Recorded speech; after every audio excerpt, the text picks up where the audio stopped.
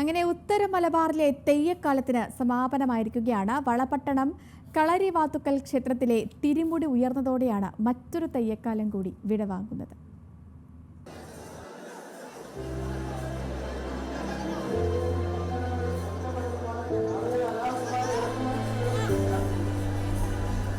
കാൽച്ചിലങ്കകൾ കിലുങ്ങിയ പാതിരാവും പുലർച്ചയും, കത്തിയുയർന്ന മേലേരിയും ചൂട്ടുകെട്ടുകളും, എരിഞ്ഞു കത്തിയ അന്തിത്തിരിയും കുരുത്തോല ചമയങ്ങളും കഴിഞ്ഞു പോകുന്ന തെയ്യക്കാലത്തിന്റെ ഓർമ്മകളാവുകയാണ് എല്ലാം.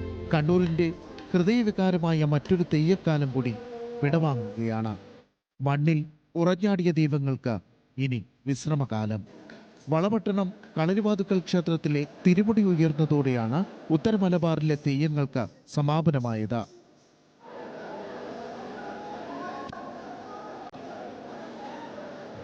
ഏറ്റവും വലിയ തിരുമുടിയാണ് കളരിവാതുക്കലിലേത്. കവുങ്ങും മുളയും ഉപയോഗിച്ച് നിർമ്മിച്ച മുടിമുളകൾ കൂട്ടിക്കെട്ടി നിർമ്മിച്ച കത്രികപ്പൂട്ട് ഉപയോഗിച്ചാണ് പ്രദക്ഷിണ സമയത്ത് നിയന്ത്രിക്കുക. ചെറിയ 6 തെയ്യങ്ങളും കൂടെയുണ്ടാകും.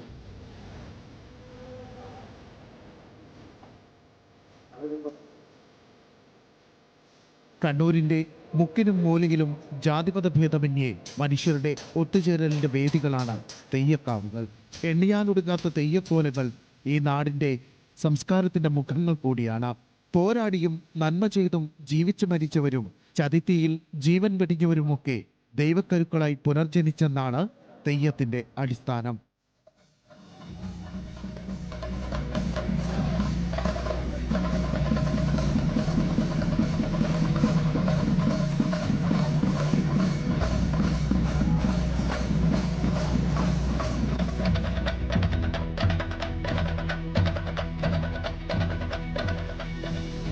വിവിധ ഐതിഹ്യങ്ങളുടെ പുനരാവിഷ്കാരങ്ങളാണ് ഓരോ തെയ്യവും.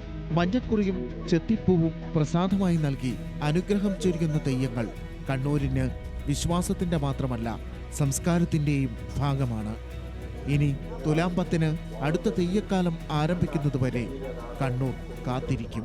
ചെണ്ടപ്പുറത്ത് കോലു വീഴുന്ന സുന്ദര രാത്രികൾക്കായി. നിഖിൽ അളവൂർ, ന്യൂസ് മലയാളം, കണ്ണൂർ.